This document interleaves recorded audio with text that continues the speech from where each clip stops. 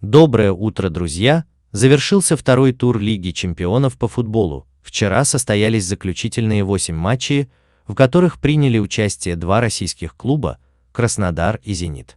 И если перспективы Зенита, крайне неудачно играющего в последнее время, были, признаться, крайне туманны, то от Краснодара мы втайне мечтали заполучить хотя бы очко в домашнем матче с Челси. Но нашим мечтам, к сожалению, не суждено было сбыться. Голов от российских клубов мы так и не увидели. Краснодар уступил со счетом 0-4, а Зенит пропустил 2 гола от немцев. Таким образом, Краснодар терпит второе подряд домашнее поражение. Последнее, напомню, было от Спартака 1-3 и пропускает целых 7 мячей в последних 2 матчах. У Зенита это поражение стало 3-м подряд, что в последний раз наблюдалось в декабре 2018 года. Тогда он проиграл Арсеналу, Рубину и Славии в Лиге Европы. Похоже, питерцы попали в глубокую психологическую яму, из которой пока нет выхода. Я не могу комментировать действия главного тренера, но мне кажется, Симак взвалил на себя совсем не ту ношу и порой просто не понимает, что же надо менять в тактике клуба для налаживания комбинационной и зрелищной игры, а не банальных навесов и тактики «бей-беги». Артем Дзюба был сегодня заменен после перерыва, не отметившись никакими действиями. Таким образом, 3 последних проведенных матча в Лиге чемпионов он не забивает и не отдает голевые передачи. Всего же безголевая серия Дзюбы во всех последних проведенных матчах – 567 минут. В составе Боруссии отличились Санчес с пенальти на 78-й минуте, вездесущий Холланд также не ушел без гола, забив его на 90-й минуте просто на классе. У «Зенита» даже никого не отметишь, команда провела совершенно блеклый матч, не создав практически ни одного голевого момента. Да о чем можно говорить, если «Зенит» не нанес ни одного удара в створ ворот Боруссии за 90 минут. Сергей Симак после матча был оригинален, сказав, что сегодня можно было выиграть, но сложно.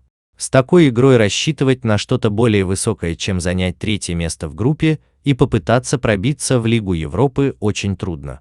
После этого поражения «Зенит» идет последним в группе с нулевым багажом очков. Нашим клубам, таким образом, не удалось набрать хотя бы даже очко в 3 матчах второго тура группового этапа Лиги чемпионов. Проиграли все. Несколько слов об игре Краснодара.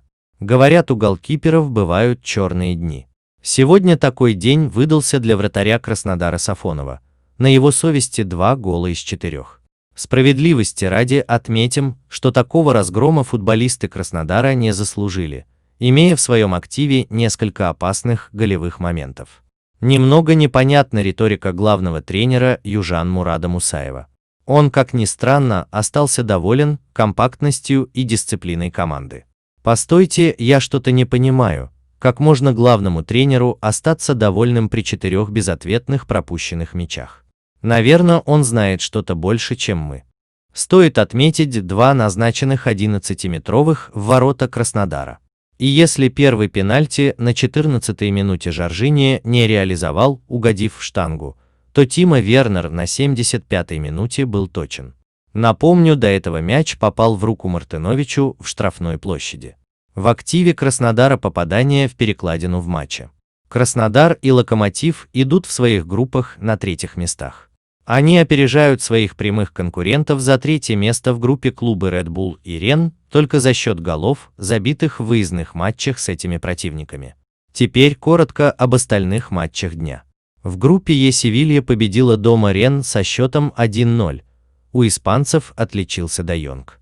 Челси с Севильей делит 1-е место, Краснодар 3-й, Рен 4-й. В группе Ф Брюгге и Лацио разошлись миром 1-1.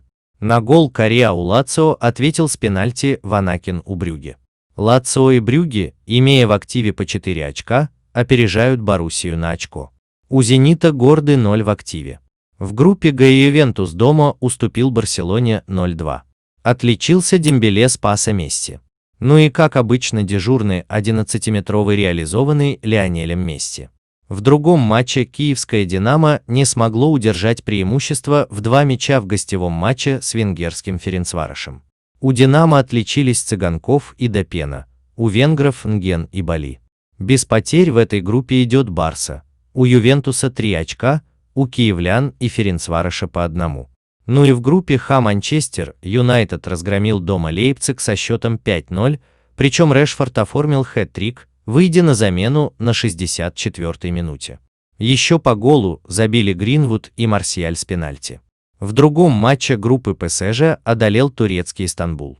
Дублем отметился Кин с подачи Килиана Мбаппе. В этой группе англичане идут без потерь. У ПСЖ и Лейпцига по 3 очка, турки замыкают четверку безочкового багажа.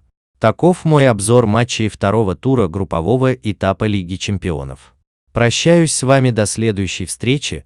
Смотрите сегодня дневной блок новостей на моем канале. С уважением, Ренат.